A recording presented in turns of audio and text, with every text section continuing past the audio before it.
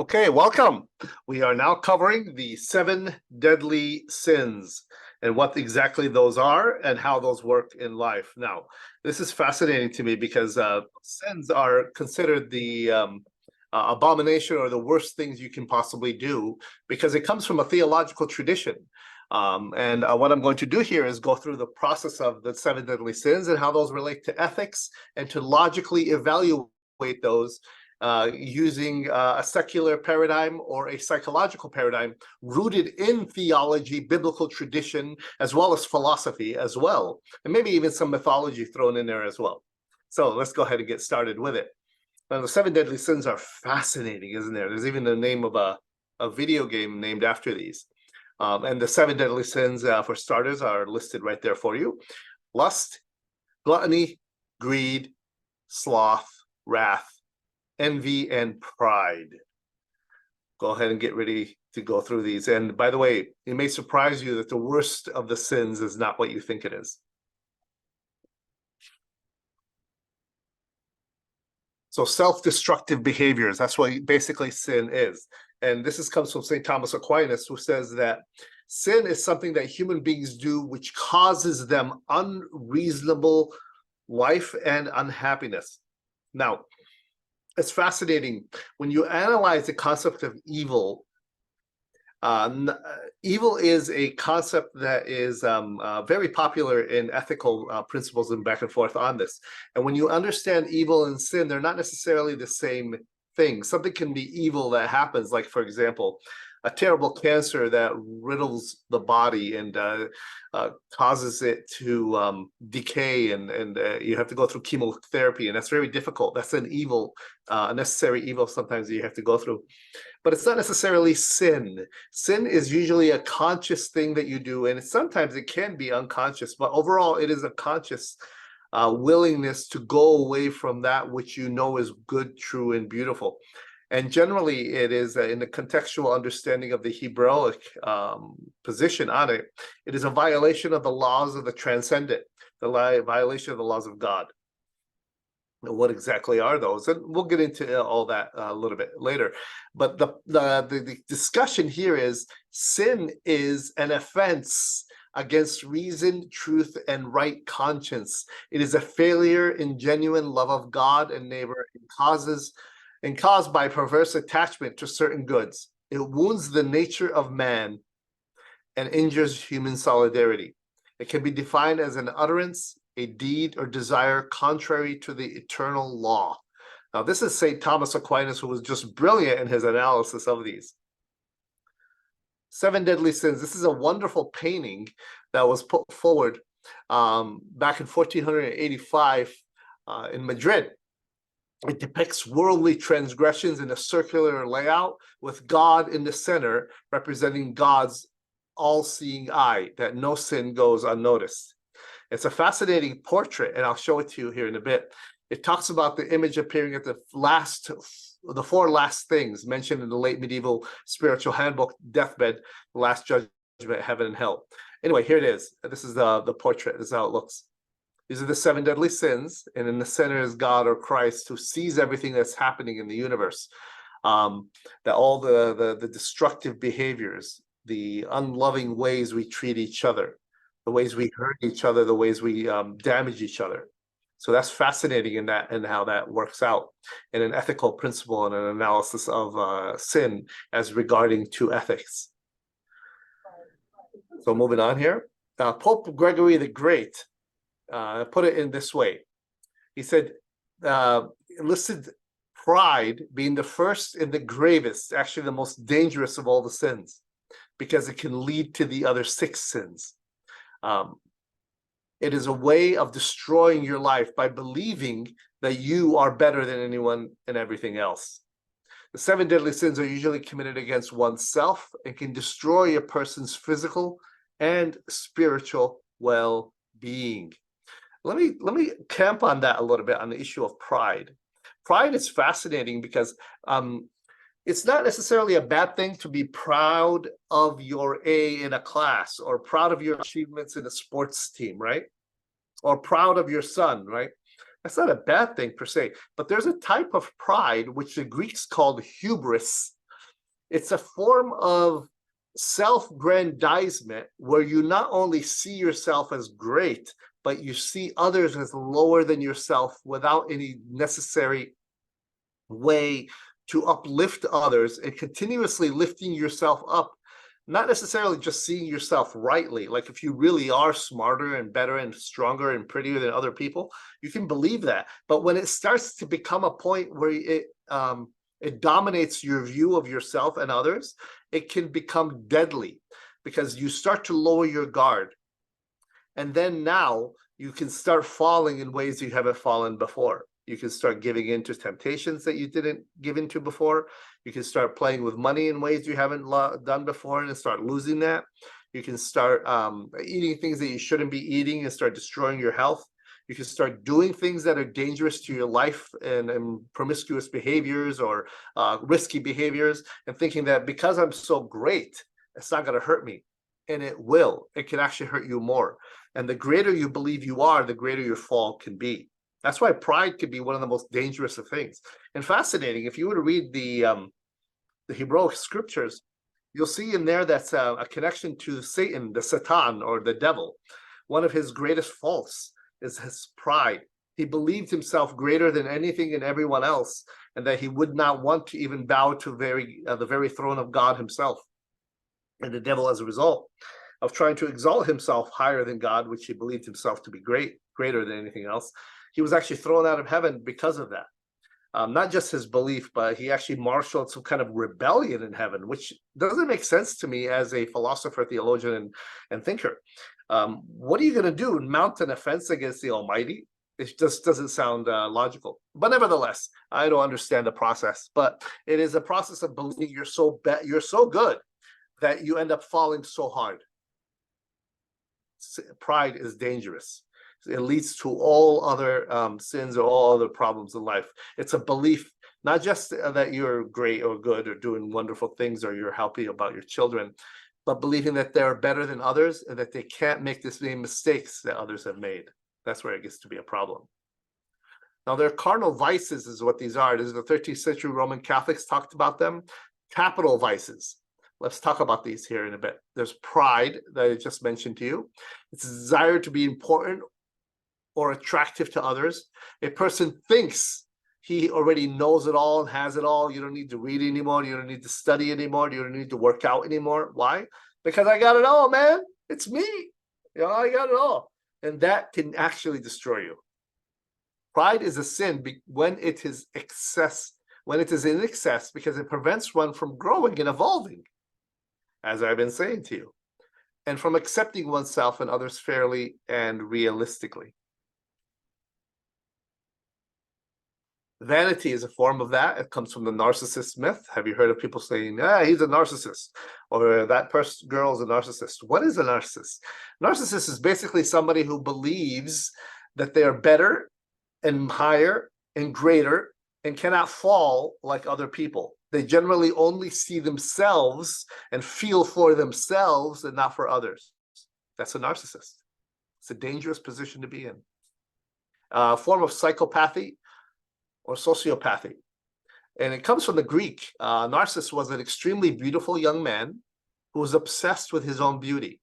When he saw his face in the water, he fell in love with it and could not stop looking at it. As a result, the gods punished him in Greek mythology. As I mentioned, I'll give some Greek mythology in here. He gradually turned into a flower, now known as the Narcissus flower. Yeah, constantly staring at itself over the water, because he's so obsessed with himself. By the way, being so obsessed with yourself and focusing on yourself all the time is a form of hell, because one of the most dangerous punishments we can give people is putting them in prison. But what do we do to people who are in prison when they break the law again and hurt others? We put them in solitary confinement where they can only be alone with themselves. And when you're only alone with yourself constantly, you'll see how not great you really are, because you cannot exist and grow and develop and evolve alone. You actually devolve. That is a form of hell. Another version, a narcissist is seen kissing his own reflection because he's so much in love with himself. Vanity. Let's take a look at this one. Greed. It's the next deadly sin, greed or avarice. A desire to possess more than one has, constantly wanting more and more and more. One allows material items to control his sense of contentment. And Jesus of Nazareth famously said that a man's life is not made up in the abundance of what he has. Matter of fact, he said it fascinatingly. One of the greatest tragedies of life is to gain the whole world and lose yourself or lose your soul. You can gain everything and lose yourself because you end up replacing your own identity in the things that you have. People under the influence of greed want more and more and more and are never satisfied. It's not just the people who are oil barons or the people who own billions of dollars and constant yachts and women all around them and planes and businesses that are greedy. No, it could be people who are around you, people who are constantly looking at people like that and thinking that they got it all, constantly wanting more and more and thinking and deluded into thinking that the more I have, the better I'll be. And that's not always the case. Although it might be helpful to get more to satisfy yourself and get better in your life, of course. There's nothing wrong with trying to make your life better materialistically. But to replace your identity and your sense of well-being and just begin to judge yourself as unworthy of life because you don't have that yacht or that car or that Bentley or those nice clothes, dangerous. You're never satisfied that way. Let's go to envy. Sin number 3. Resentment of others for their possessions and jealous competition. Those suffering from envy wish they were someone else because of the qualities or possessions another person has. Instead of honoring what they do have, they dishonor the gift of life they were given by being dissatisfied with it. This interesting portion of envy is a form of jealousy as well. Let me give you an example of what I mean by that. It's constantly wanting something that you don't have to the point where you cannot be satisfied with what you do have, such as somebody else's wife is slightly prettier, or somebody else's husband has slightly more than your husband has, or somebody else has wonderful hair and you definitely don't got it. And you're constantly wanting what they have, but you don't realize that they're also in a predicament as well. The person or the person who has more than you can possibly want more than somebody else has, more than them. They want more than just one Academy Award. They want more than just 3 Super Bowl rings, right? 4 is not enough. Michael Jordan got 6. I want more than that. So it's always wanting and desiring that wishing that you had what he had, not just wishing that you had it, but wishing that you had specifically what somebody else had. It's really dangerous. Let me give you an example from mythology. There's a story of a man who had found a genie bottle, the story goes, and he opens the genie bottle. And in the bottle, the genie comes out and asks him for a gift. For freeing him, the genie will give him one and only one wish. But there's a catch. You have to give, and I will give, the genie says, whatever you ask me, I will give double to your greatest enemy or the one you hate the most.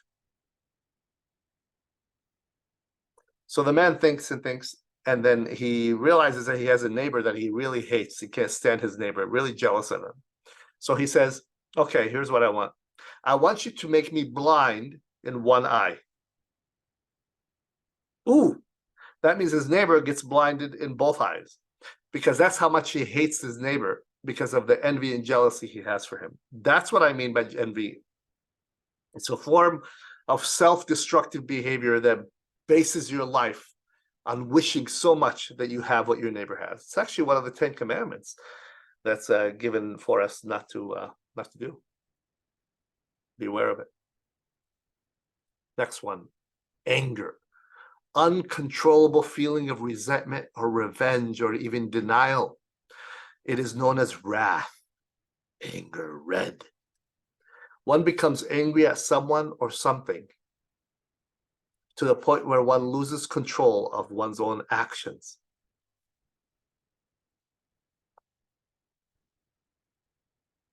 rage, fury, ire, wrath, resentment, indignation, offense, rant, temper, seething, lividness, annoyance, antagonism.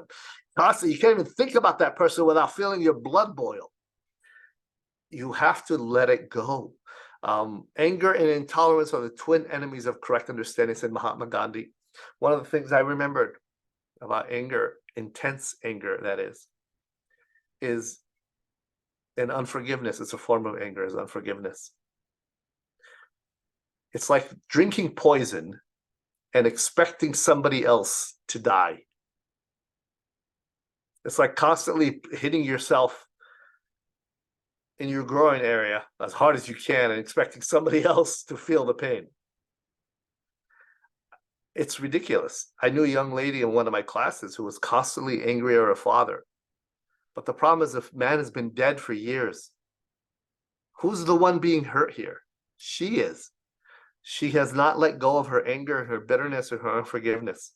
We have to put it down. I think the best way to do that in a theological perspective is to give it to and release it to in prayer to God and ask God to take care of that person. So the scriptures in Romans says that vengeance is mine, saith the Lord.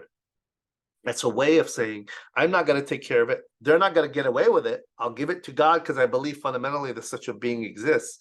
And they'll deal with them.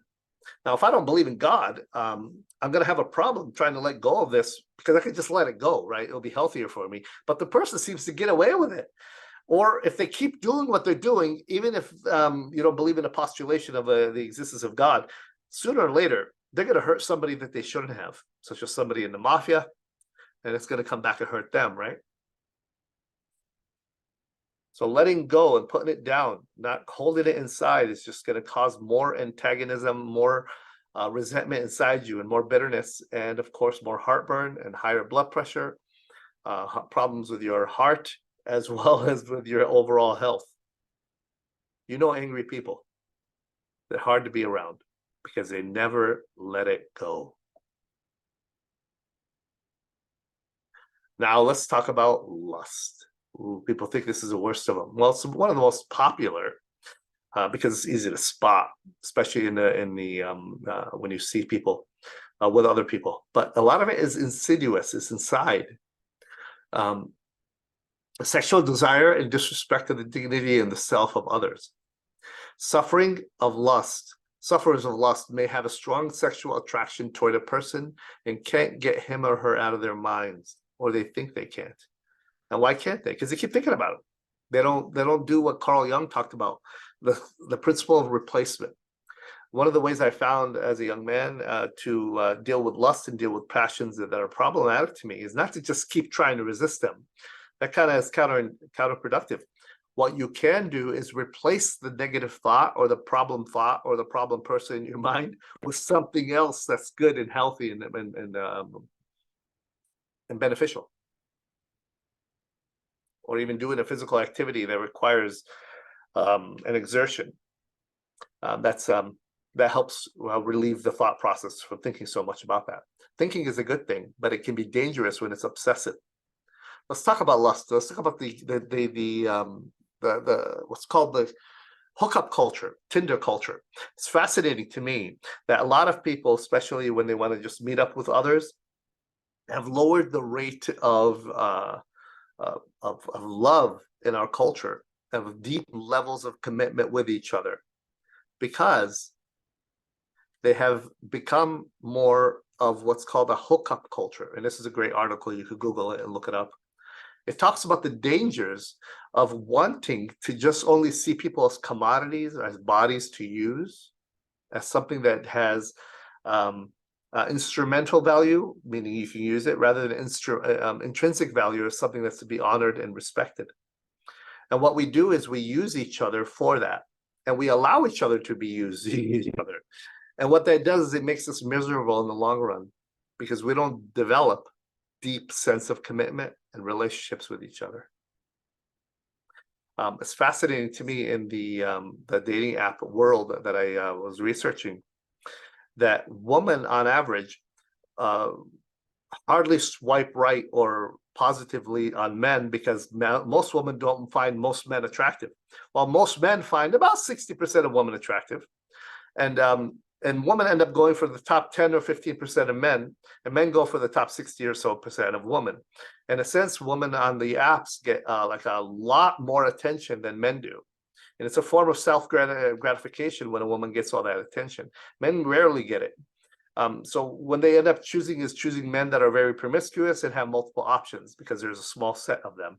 And men end up choosing the woman who generally have a hard time finding them even attractive or even connected to, because that's all you're looking at is a physical part. But I'm not saying all these apps are bad. Some of them can be used for good. And I've known people who actually connected and got married through the apps. Although the hookup culture is dangerous. Of course, with promiscuity and sexually transmitted diseases and ultimately broken hearts and broken relationships. One of the ways that lust is very prominent in culture is, of course, pornography. One of the highest, most viewed areas in the internet world is pornography. And men, by average, view it more than women, although the rates of women are significantly rising. Many women are also getting addicted to this because they're justifying their lack of relationships with others in finding it online. But can you just continue to find sexuality through your own mind and the internet and pictures? Is that lust? Can that be helpful? Well, American Psychological Association says there are multiple problems with pornography and addictions to pornography. Is pornography an addiction? They said officially it's not like an addiction like to drugs, but it can become like it, where it becomes an obsessive compulsive disorder. A feeling of isolation, distorted perceptions of sexuality, what a woman actually wants, people think, through how they're treated on there. Most women are not like that. Most men are not like that, but they're only in the pictures, of course. Feeling negative about yourself because you can't measure up to these almost perfect bodies that you see online. Neglecting other areas of your life because you're constantly engaged in this activity. Trust issues with others. Difficulty being aroused because of pornography. Actually, I read about Hugh Hefner, the one who founded Playboy magazine. He had a hard time even getting aroused or even getting excited because he couldn't do it without at least 4 or 5 women around him. And even then it wasn't enough. Before he died, he hardly got aroused at all because he was overstimulated with it. And that's the danger of it. Loss of interest in regular sexual activities. It keeps getting deeper and deeper into something much more intense. Necrophilia, even pedophilia, and other dangerous things that people get into that are not only illegal, but dangerous and deadly. And of course, it leads ultimately to depression and destruction of your own life. So lust is one of the dangerous, deadly sins. But it's not the most dangerous. As I said, pride was. Pride actually leads to that. Gluttony. Let's talk about gluttony. Gluttony. Overeating, overindulging, not just in food, but constantly stuffing your face with it. It could be also binging. Binging on food is dangerous, but people have used the word binging for movies, like on Netflix or others. That could be a form of gluttony as well. Instead of being satisfied with what one has, wanting more and more and more, the chief error about gluttony is to think it only pertains to food. Some people can't get enough of toys, television, entertainment, sex, or company, or even romance. I know somebody who's a serial dater, constantly dating one person or another, trying to find that high, that rush. It's about an excess of anything. Let's go to the next one. Sloth, the 7th deadly sin. That's Homer Simpson, who is the example of that in culture because of his popularity. But slothful people occasionally do something, but they only do it haphazardly, only enough to get it done, or they say half-assed, right? Instead of giving life their best, they give much less than their best. Laziness. Dorothy Sayers said the following. I love this. She said, "It is the sin that believes in nothing, cares for nothing, seeks to know nothing, interferes with nothing, enjoys nothing, loves nothing, hates nothing, finds purpose in nothing, lives for nothing, and remains alive only because there is nothing it would die for. Laziness and sloth. I just don't care anymore. That could lead to many dangerous behaviors in your life as well. Laziness. How do you deal with it? Well, it's fascinating. There's different ways to deal with that by doing the things you love and focusing your life on the things you love, by sometimes doing the things you don't love to get to the things you love, of course. Listen to this. This is by William Williamson, said the following: sloth is a sin that enables us to walk by the poor person with the outstretched hand and no longer feel a turning of conscience, no longer even see the empty hand reaching out to us in need, unable to consider the possibility that a man asking us for a handout is an invitation to get closer to God. Somebody say, but those people, a lot of them are manipulating others and making millions. I don't think they're making millions. I think a lot of them live their life in a sad way and need some help. You got to be careful not to be, of course, taken advantage of, but you need to be wise, not just to give because you feel your conscience getting better, but because you genuinely want to help people. And sometimes the best way to help people on the street is to give to organizations that actually help them get on their feet, take a shower, get off drugs, and get a job. Ooh, what a shock, get a job. Yeah, some of them need a job. And some of them just need psychological help, and some of them need places for their children, such as some of the immigrants that are filling our cities lately. This is from the Vatican. I found this fascinating. True happiness is not found in riches or well-being, in human fame or power, or any human achievement, however beneficial it may be, such as science, technology, art, and indeed in any creature, but in God alone, and the source of all good and love. Now, interesting, people say, well, I don't believe in God. Can I just find happiness in some other thing? Well, you go ahead and give it a shot.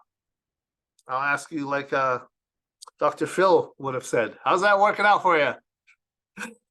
You can find it in love. Well, that only lasts so long, right? Love of your children, love of your spouse. Sooner or later, if you don't die, they will.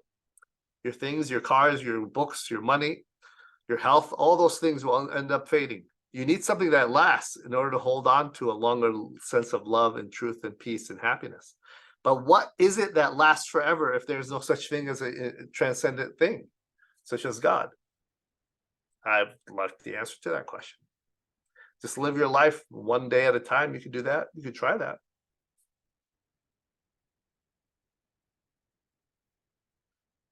So the 7 deadly sins, and in review: pride, overly high opinion of oneself, conceit, arrogance, vanity, self-satisfaction.